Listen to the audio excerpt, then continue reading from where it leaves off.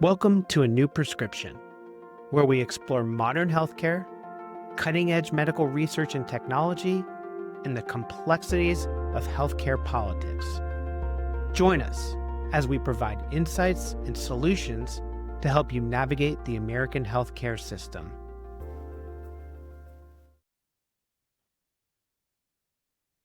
Hey everybody, it's another episode of A New Prescription. This is Dr. Leonard Zwelling here with my son Andrew and our guest, Dr. José Banchs, a Senior Director of Medical Planning for Cardiac Ultrasound Imaging at Bracco Diagnostics.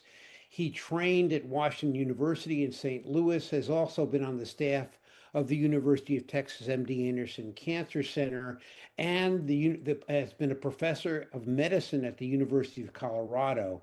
We want to talk today a little bit about cardiac screening. As you know, recently we had an episode about cardiac prevention, and we are continuing on that vein, talking about screening with the idea of touching upon issues that you and your doctor may want to address during your routine annual visits having to do with your heart. Dr. Banchs, welcome to A New Prescription. Thank you for And having me. Be happy to be here. so the first thing we want to ask is that if primary care doctors are the first offense for screening for cardiac disease, what are they looking for in a patient that doesn't come in with a cardiac complaint?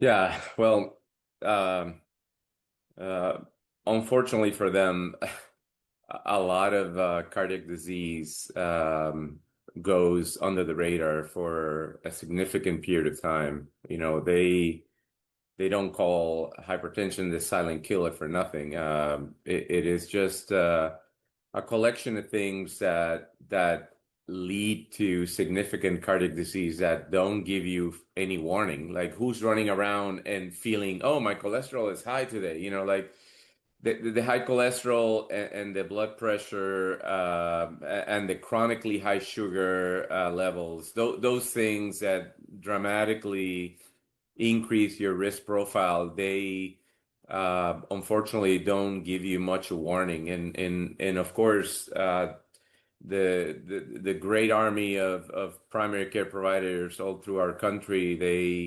they see these patients with these issues day in and day out. It is a reality. So let's talk about the things that might be clues to a doctor if a patient comes in. What about the simplest one of all, but not simple at all, is the patient's history, both the patient's personal history and the patient's family history. What does a primary care doctor look for in their initial talking to the patient? Yeah, the basic demographics of every patient already frames you. Obviously, the older we are, the higher the risk profile is going to be. And then if you're encountering a patient that himself or herself already suffered from a cardiac event or a hospitalization for chest pains, and even if it's just a short ER visit, those patients merit obviously more attention, um, and perhaps more digging deep into their symptoms that led to it. So um, What do you look for specifically in a family history? What kind of things would lead you to be more aggressive in trying to figure out whether a patient might have coronary or cardiac disease? But family is very important, because we know that first degree relatives that had events and had history themselves of issues like high cholesterol or early events, early in life, meaning younger than 50, had a stroke or had a myocardial infarction, those patients may obviously have children that will suffer kind of in the same lines with premature disease, premature heart and brain vessel disease. So there's first degree relatives, you're talking about parents and siblings. parents and Yeah. siblings, correct. There is a weaker relationship with the second degree or third degree relatives. Um, but on those relatives, the more serious things come into mind, like if somebody, a second or third degree relative, had a sudden cardiac death, particularly at young age, those things really raise a flag for you. Okay, let's move on to the second thing they always teach us about in medical school, the physical exam. Obviously, the critical issue you already brought up is blood pressure because nobody really knows what their blood pressure is unless someone actually takes their blood pressure. So that's obviously important. Do you think patients should be taking their own blood pressure and monitoring this at home, or is getting your blood pressure taken once a year sufficient? And let's say for a moment, somebody gives you a number. What is considered high blood pressure? What does that mean? What does the numbers mean? Yeah.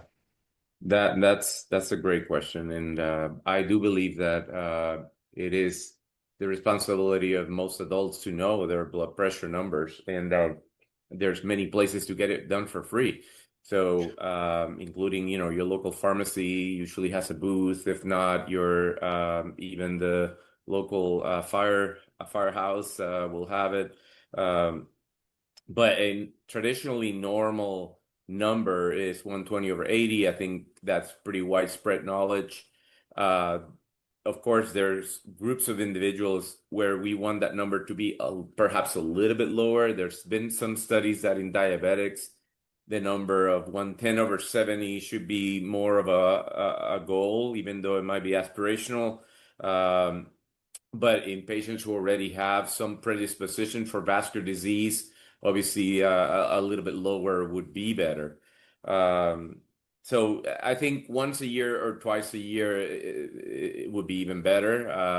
And the machines out there, these Omron and over-the-counter kits that you can find, sometimes even on Amazon for $30 or less, they're actually very good. Yeah, I'm a patient myself, and that's what I have right next to my bedside, an Omron. Whenever I don't feel well, I measure, write it down. So it is incredibly helpful and When you don't incredibly feel well, productive. when you say you don't feel well, what do you feel? What triggers you to say maybe I need to take my blood pressure? For me, I've noticed in the past, I had an acute illness and had to be managed very intensely. But um, my symptom was mainly headache and feeling foggy. Uh, just felt dizzy overall, general malaise, if you will. But for many people, absolutely feel fantastic, and they still can have a very high number. And how high does the number have to get before someone should be alarmed and before the doctor actually intercedes and tries to treat it?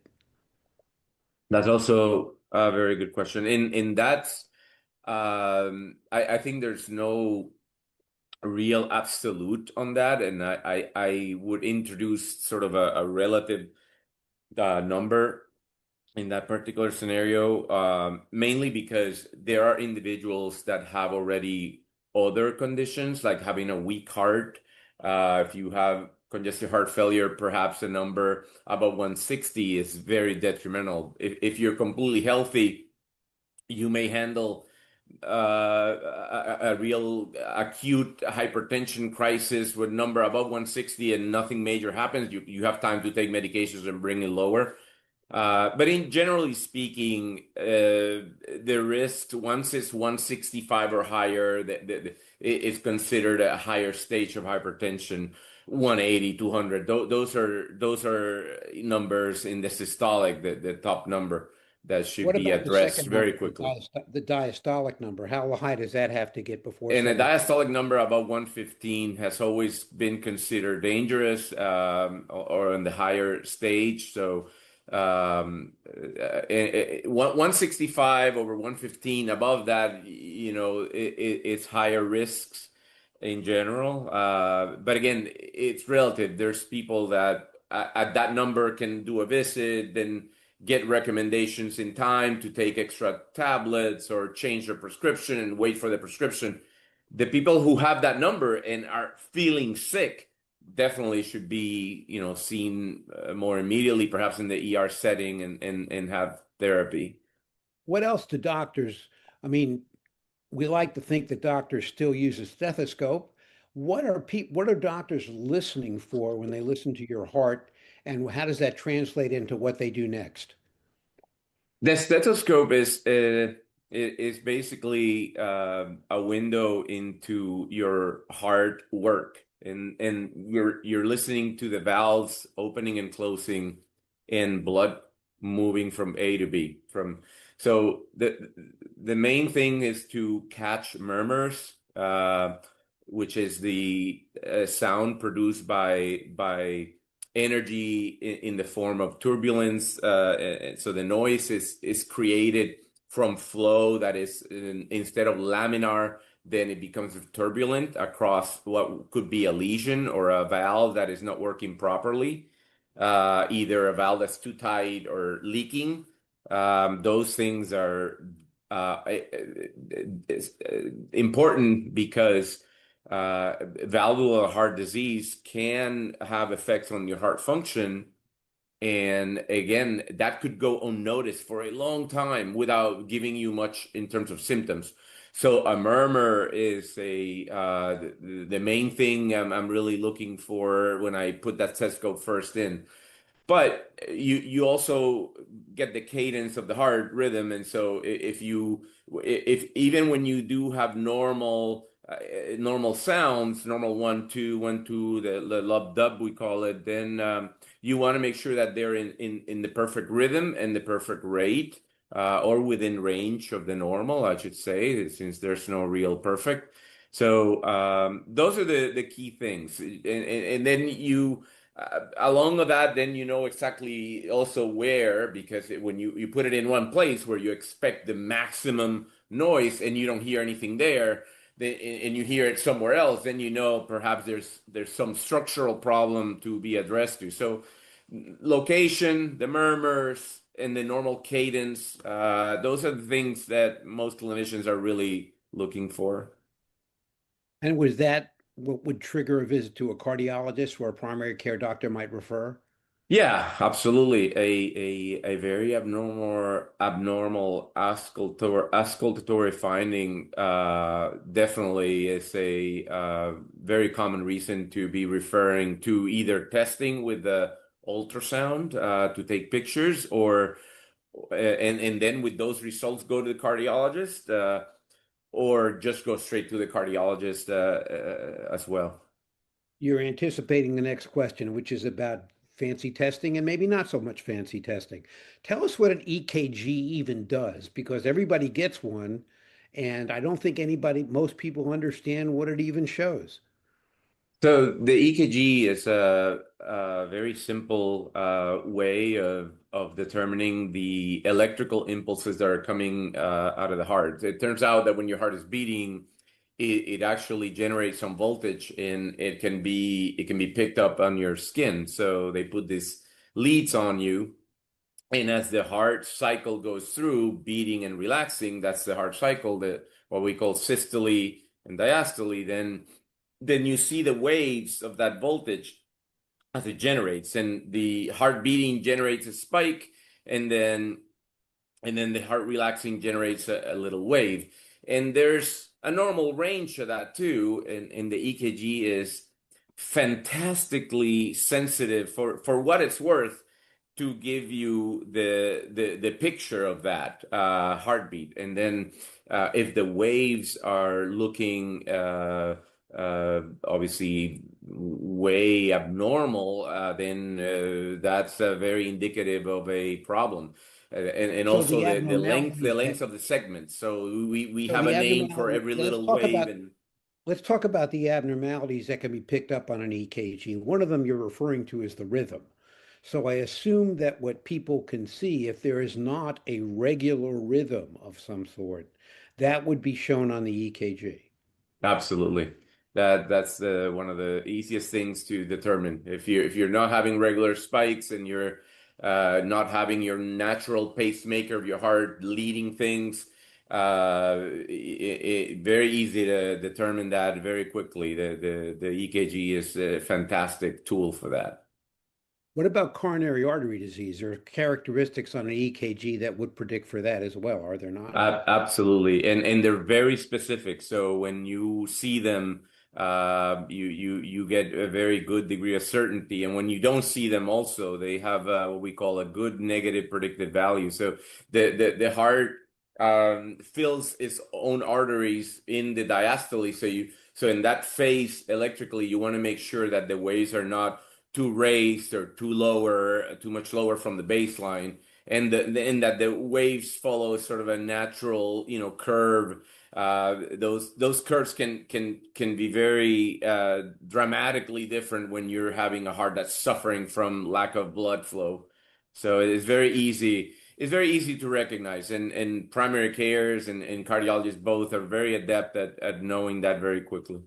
So what does an echocardiogram do over and above that?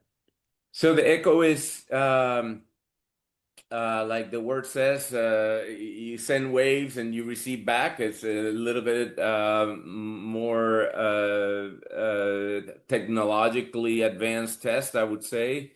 There's a probe attached to a big machine and a monitor, and so the echo it's a way to take pictures of your heart, finding the surface of the heart in your chest with that probe that has the ability to transmit sound waves and receive the rebound of that sound wave back, and it'll produce an image that is basically grayscale, black and white, of what is in there happening, and it gives you the time that you see the muscle of the heart working, and you see the valves opening and closing, and you can do a lot of measures from that. So in the case of the EKG, we're measuring electricity. In the case of the echocardiogram, we are measuring actual structure of the heart and the valves. Why would anybody need a treadmill test? What does that do? The treadmill is a test basically designed to challenge you into physical stress. And so most stress tests in the country get done on a treadmill or on a bike. The more common in the treadmill is named the Bruce protocol, a name after a guy named Bob Bruce, who really invented it out of University of Washington many years ago in the 60s. A genius idea. Basically, on the treadmill, you start at a pace, and every 3 minutes, a little bit more incline, a little bit higher speed, and produces either with an EKG during it or before and after echo doing it, and then you compare images, and there you can add nuclear testing, even more technological. But basically, you compare the heart function at rest and the heart function at the peak of stress. Throughout, you see the EKG. If there's any fluctuation as the effort demands, is stronger.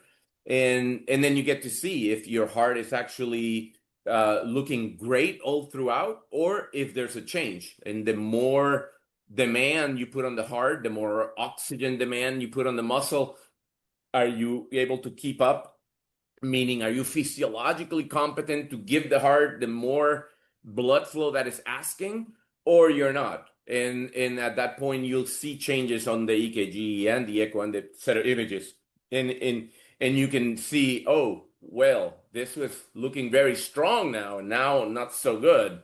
So therefore, you have a diagnosis of ischemia. We call it ischemia, that we assume with a certain degree of certainty, as no test is perfect, that there is a chance that you're dealing with a heart that has deficiency in its ability to give you that improved blood flow that you need at higher stress levels. So let's say something suggests in one of these tests that you do have problems getting enough blood to the heart under stress. That suggests that there may be coronary artery disease. What Correct. is now considered the gold standard to assess coronary arteries? Do you have to get an angiogram still, or are some of these new imaging tests just as good? Well, there's a little bit of debate on that at the moment because we've obviously come up with new technology, and in the last, I'd say 5 to 10 years, the traditional way of knowing, which was injecting into your artery and retrograde, going into the coronary arteries, injecting single coronary artery, making a movie of that circulation, what was called an angiogram, obviously. The There are ways to do that non-invasively, and it's very good, if not just as good. The technology is done with a what they call a fast CT, or a high resolution CT technology, and it functions similarly. It'll make a movie of the circulation, but uh, there's no injection arterially. They don't poke into your artery and then go retrograde into the heart. They can just go into a vein and give you enough contrast that passes through your venous cycle and then appears on the arterial side, and you can make then the similar images.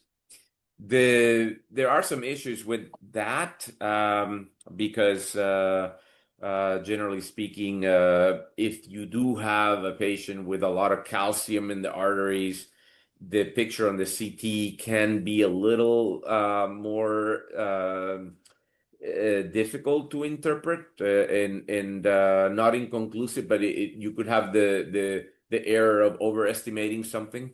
And then if you've had a stent already in the past, then it becomes difficult. Although newer protocols in these scans have been able to make some progress in eliminating some of the artifact that comes along with that. In getting a CT can give you data on your calcium score, which is predictive as well. So I think there are some places where the expertise brings both tests to the same level, and in others, they may favor one test over the other.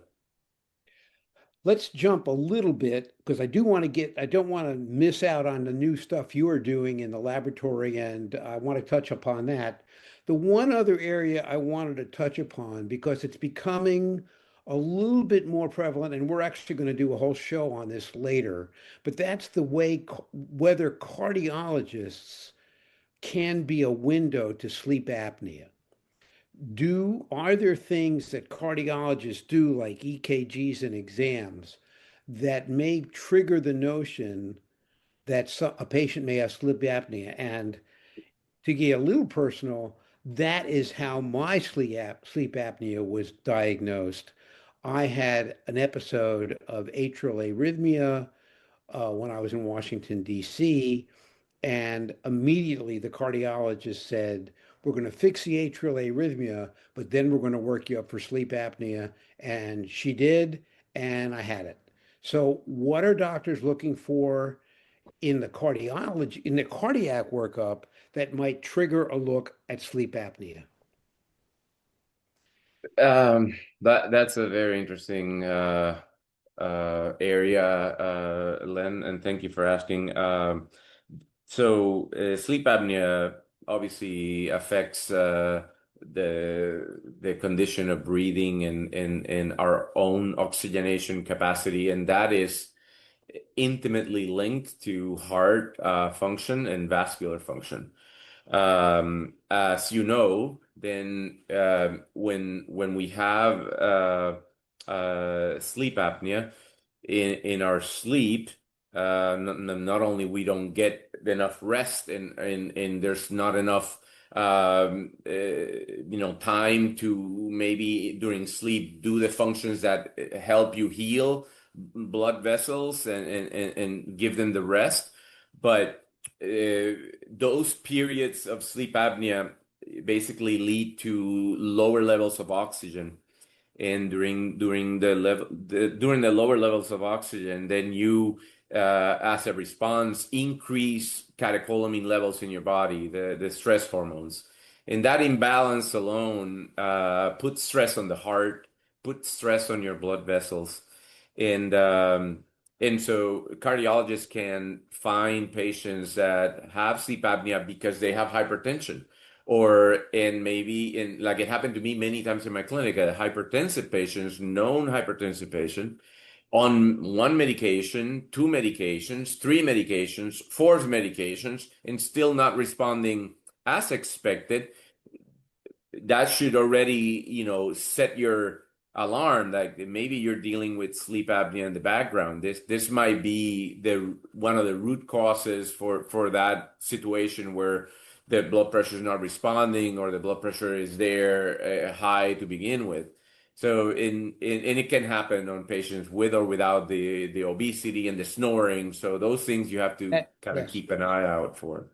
That's the point. I think that people are discovering that the old picture of someone with sleep apnea being massively overweight and snoring a lot is not always the case. And the cardiologist can be a pretty good gatekeeper for Absolutely. trying to find that out. Now, Absolutely. I don't want to miss discussing phospholipid bubbles and what you do for cardiac imaging and what all this has to do with new diagnostics. This is something that isn't going to be done at a primary care doctor's office, but I don't want to miss the opportunity to talk about it now that we've talked about the screening and we've talked about prevention. Let's talk about what you're doing, some new research at the cutting edge of cardiology. What exactly are you doing and how is it going to help? Well, I after many years in clinical practice at the University of Colorado, I was interested in a particular problem we were having with patients and heart valves, and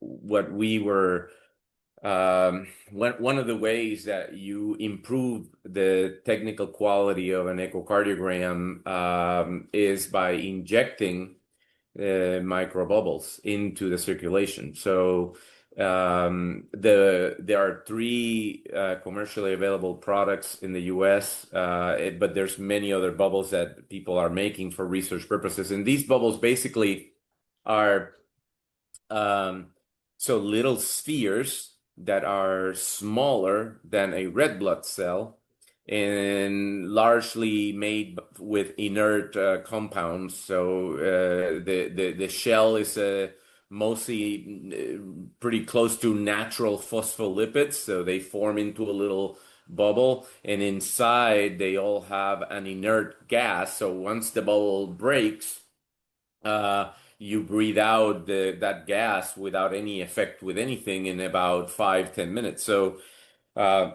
these are commercially available products that are used to during an echocardiogram that looks very difficult, very fuzzy. You inject it intravenously, eventually appears on the left side, and so both vein and arterial side, and you can see all of a sudden things that were very dark. Now it all appears because the bubbles have their own relation with the sound wave, and they basically give you back an improved signal. So the way we wanted to work with the bubbles when I was at the University of Colorado was to try to change the shell of the bubble and make it have a special affinity towards things that we called infections in the valve or vegetation. So we tried to change it so that we could light those up and see them sooner than when they're already big and are like a real growth. And then the company offered me to join them as a medical director, and I've been with them for the last year and a half. And so once I'm in, I've learned obviously of projects that they have been carrying out to make the bubbles change their characteristics, and they're coming out with a couple of new products. I can comment on one of them that is already been published about. So they changed the bubble surface to make it have an affinity to what we call the vascular growth receptors. So whenever there's a growth anywhere in the body, in abnormal, benign, or malignant, there's new blood vessels going, and those new blood vessels express proteins that the old blood vessels may not. And so, with a bubble that has an affinity for those proteins and the new blood vessels, when you inject it, now you see them, and so that can help to focus on areas that you may be scanning that show you something that is either a new growth, or it's inflammatory tissues, and it should have, particular attention. So it may have very big implications when it comes to inflammatory conditions inside our cavities and or tumors. So Yeah, I was thinking, what about cancer? They usually associated with new vessel growth. absolutely. So that's one of the main things. We are in the process of the trials that are going to find the best indications for its use, and to help obviously the discovery of these things sooner in patients and have impact on how they get treated ultimately. It's usually about this time in the discussion that I ask the producer director, Andrew, to weigh in on questions he might have that come from people who aren't in the medical field. So, Uh, Andrew, you've heard yeah, all just this. at what point, I'm 38, um, should young people consider sleep apnea as part of something they're having issue with? What are some of the symptoms? When should they start to seek guidance? Clearly, my dad has it, so maybe the apple doesn't fall far from the tree, but I'm sure I that think people are going to I want think to. your aunt has it, and I think your grandfather has it. Yeah.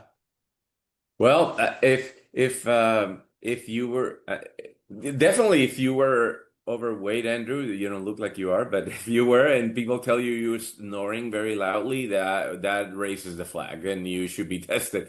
If you don't fall into that category, but you have symptoms of poor sleep, waking up fatigue, very tired, and always tired, and during the day, I believe one of the most important signs is feeling sleepy during the day, then those things should also raise your flag, and you can have testing. And the testing, I've been tested too, to be honest, and my test results were not perfect, but the test is very simple. It's actually now mostly at home with a little device that you put yourself on and you sleep with in your own house. God, and It does a wasn't like primary it wasn't care? like that in 2008, I can assure you. In Yeah, yeah, 2008 was an yeah. It used overnight study wired everywhere. Yeah, it used to be like that, but the screening tests now have gotten a lot better. So Yeah, does a primary care physician order that for Yeah, patient? absolutely. My primary care physician ordered mine, and I did it, and the results were back in 1 or 2 days. It was very easy. Okay. excellent. Anything else, Andrew? Well, do you want to talk about your preventive measures you did for your heart? I think it's probably maybe a good story For of why. me, Well, yeah, before you cracked open your chest, you well, I forced mean, yourself yeah, to be on a cath. I did have bypass surgery at the age of 54. I'm 77 now. I think there were two important things. One, I was just having some strange arrhythmias that really weren't diagnostic of anything, but they were strange. Fortunately for me, my cardiologist was my medical school roommate, and I pushed him very hard to cath me. And one Saturday morning, he did. And 15 minutes later, he was out and telling my wife I needed to have bypass surgery. This was before they would stent big vessels. This was 2002 now. The other thing about my case that was so important and is now an issue for me is that back then, most bypass surgery was done with vessels taken from the leg and the bypass from the aorta past the blockage in the coronary arteries. My doctor was way ahead of his time. He did what are called internal mammary grafts. These are arterial grafts from vessels that are already in your chest that are used to bypass the blockage in your coronary arteries. I think he did it primarily because I was so young. and he knew they were supposed to last for a long time. Well, here we are, 23 years later, and they've clearly lasted. And on Wednesday of this very week, I am going to get one of those imaging tests that Dr. Banchs talked about, an angio CT, because frankly, no one's looked at my vessels for 23 years. Mm. Nothing has arisen to cause a problem, but to be careful, my cardiologist wants to take a look, and I think that's just fine. We'll take a look. Um, but that's the kind of story that people are having now that they didn't have when I trained. When I trained as an internist, cardiac bypass surgery was pretty new. It was just coming into play. Now it's very, very common. Now more and more people are using internal mammary arteries rather than using veins. People aren't getting their legs cut, but rather they're getting the surgery done. And now, in fact, the surgery is being done, I believe, by robots. I mean, people are doing robotic bypass surgery. I unfortunately wasn't the beneficiary of that. I had to have my chest opened up, and it was a difficult recovery, as anybody who's ever had that knows. But nonetheless, I think that what we talked about today, and I think it's so important, is looking at what the primary care doctor can do that might trigger a visit to a cardiologist, some of the tests that get done, and as a bonus, what Dr. Banchs is doing to improve the manner of imaging of the heart. And it sounds like more than just the heart, but areas of inflammation and even areas of cancer. So I hope that's been a pretty good summary of what we've done. Either of you have anything more you want to add? No?